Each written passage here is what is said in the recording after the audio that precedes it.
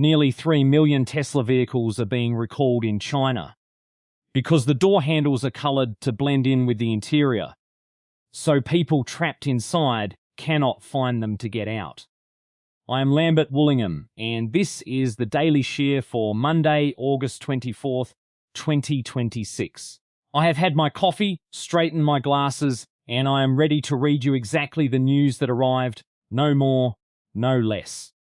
Closer to home, Texas politics today includes a school board race that reads like a discipline file.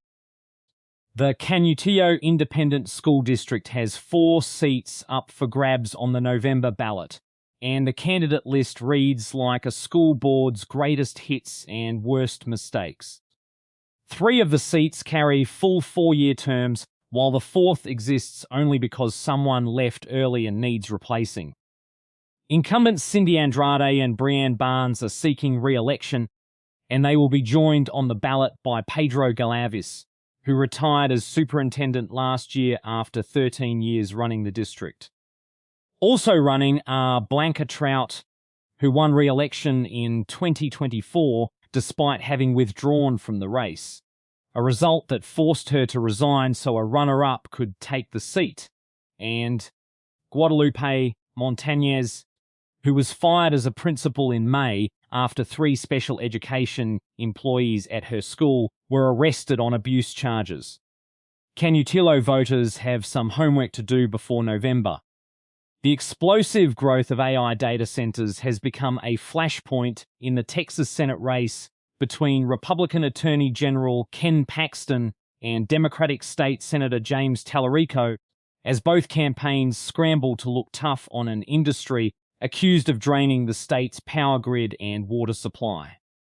Paxton has unveiled a 4-point plan promising new state and federal guardrails, framing it as a way to let the United States win the AI race without sacrificing Texas resources. Tallarico's campaign has spent its energy elsewhere, hammering Paxton for accepting nearly $500,000 in donations from data center companies and their political action committees. Tallarico has also convened bipartisan roundtables on the issue, positioning himself as the candidate willing to hold the industry accountable. Whether either approach cools down a data center or lowers anyone's water bill remains an open question. At a Somerset Independent School District agriculture barn, stray dogs killed at least 16 show animals, including goats, sheep, and pigs, and seriously injured 4 more in a pair of weekend attacks. The future farmers of America students who raised those animals lost more than the livestock itself. They lost months of feeding, training, and money, with one family estimating its loss at $5,000.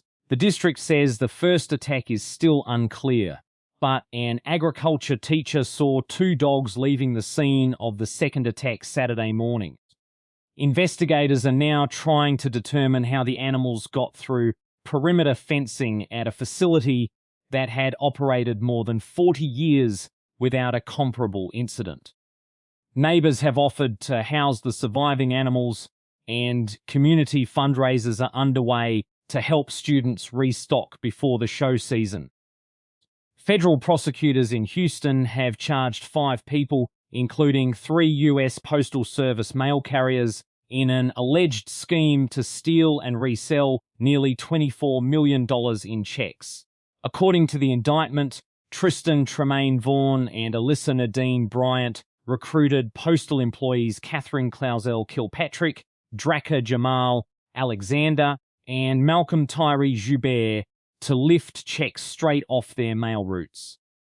The carriers allegedly sold what they stole to Vaughn and Bryant, who then resold the checks through a channel on Telegram and shipped them to buyers by FedEx. In one case, prosecutors say Joubert stole a single check worth more than $1.5 million.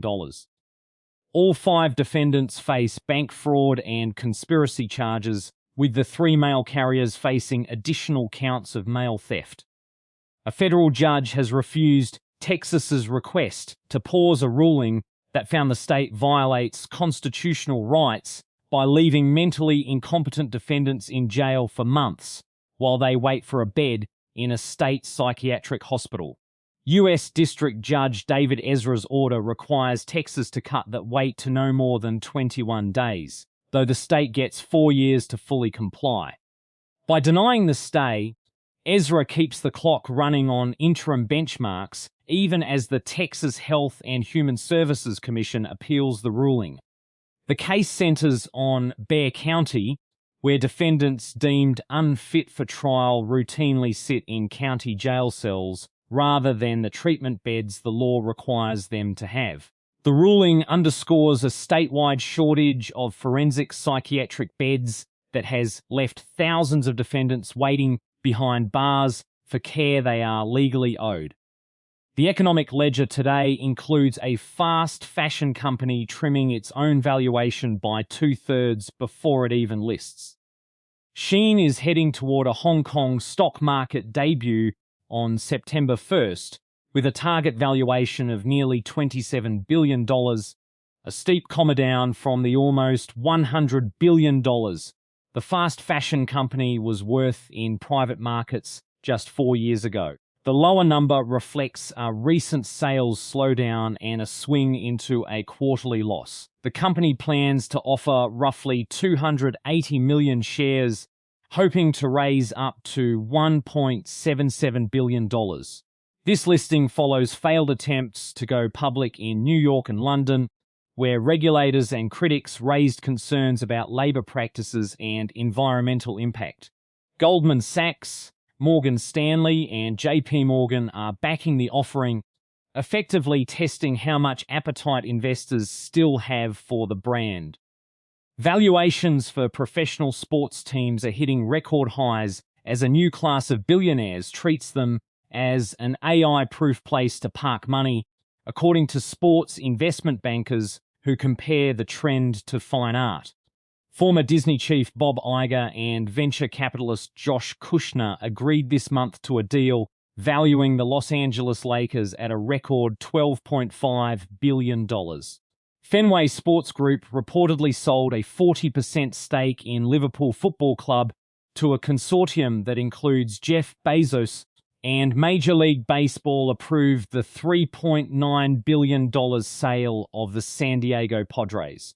Analysts note that other industries like utilities could theoretically be just as insulated from artificial intelligence, but sports franchises come with the added benefits of scarcity and, as one banker put it, ego gratification. Apparently that last part is priced in.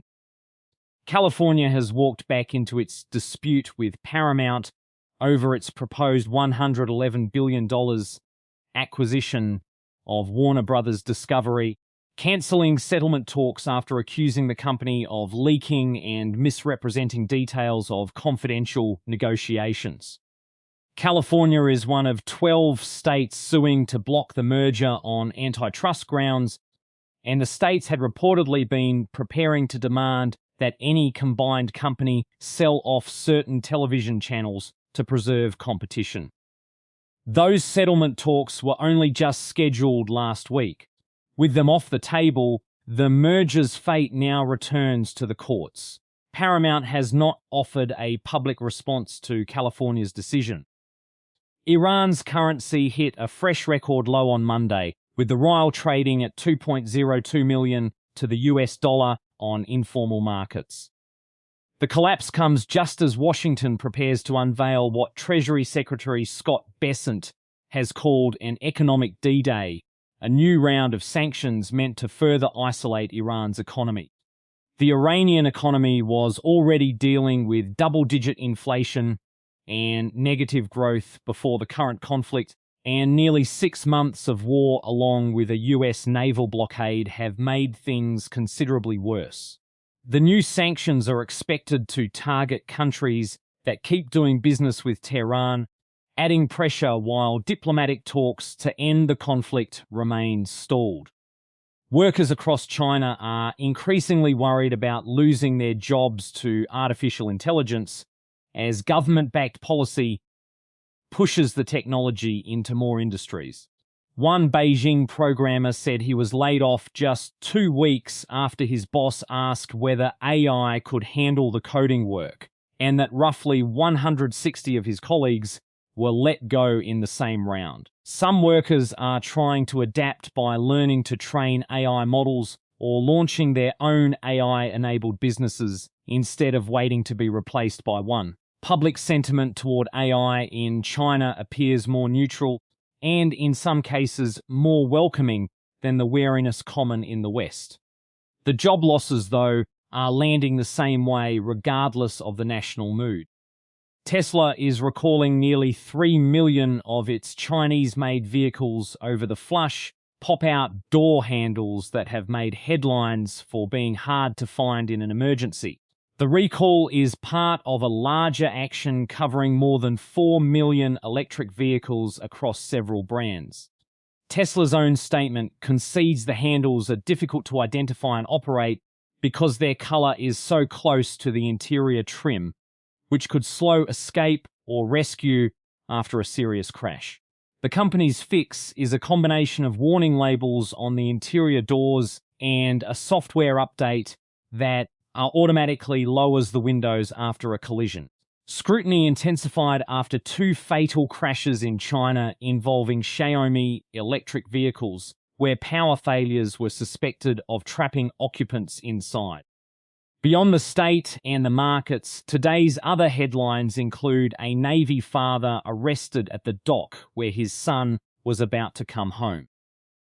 The father of a Navy sailor returning from a 275-day deployment aboard the United States ship Abraham Lincoln was arrested by U.S. Border Patrol agents in Key West while he waited for his son's ship to arrive.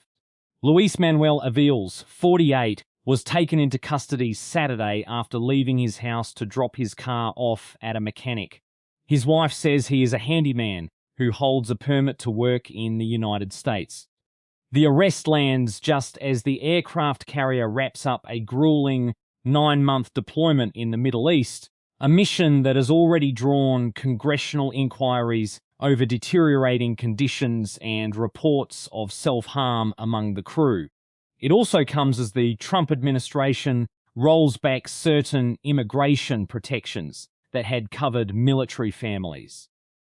A senior advisor to Dr. Anthony Fauci has pleaded guilty to federal conspiracy charges for concealing government records tied to the origin of COVID-19.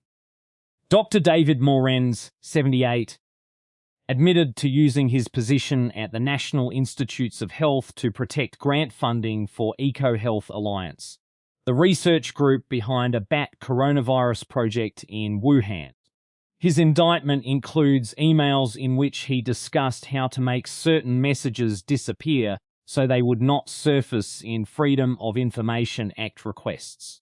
The plea has reopened questions about what Fauci knew and whether he played any role in obscuring the NIH's connection to the Wuhan lab. Senator Rand Paul is now among those asking whether Fauci himself could be implicated. Jared Kushner, President Trump's son-in-law and senior advisor, held a private meeting in New York with House Minority Leader Hakeem Jeffries to discuss potential cooperation between the White House and Democrats on immigration, housing, and the cost of living. The meeting happened just months before midterm elections in which Democrats are favored to retake the House, a shift that would likely put Jeffries in the Speaker's chair.